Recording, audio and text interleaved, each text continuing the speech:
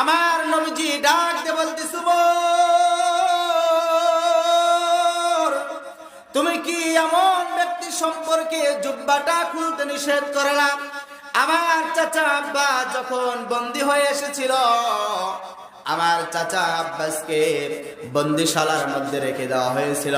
বন্দীদের অবস্থা দেখার জন্য আমি একদিন বন্দিশালার মধ্যে ঢুকে গেলাম, জেলখানার মধ্যে ঢুকে গেলাম। ঢোকার পরে দেখলাম আমার চাচা আব্বাস একটু মোটা সোটা হওয়ার কারণে, শরীরের মধ্যে একটু মাংস বেশি থাকার কারণে আমার চাচাকে খেজুর গাছের রশি দিয়ে বেঁধে রাখা হয়েছিল।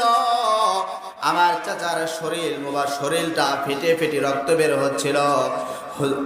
আমার চাচার শরীর থেকে যখন রক্ত বের হচ্ছিল, এই উমর আমি রাসূলের চোখের পানি সহ্য করতে না পেরে নিজের গায়ের চাদরখানা দিয়ে আমার চাচার শরীরটা ঢেকে দিয়েছিল।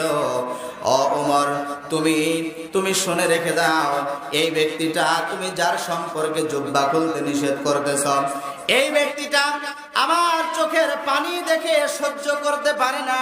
চোখের পানিটা সহ্য করতে না পেরে আমার চাচার শরীরটা তার গায়ের চাদর দিয়ে ঢেকে দিয়েছিল। ওমর রে, খবরদার খবরদার, তুমি বাধা দিও না রে ওমর, এই ব্যক্তিকে আমার জুব্বা মুবারক খুলতে দাও।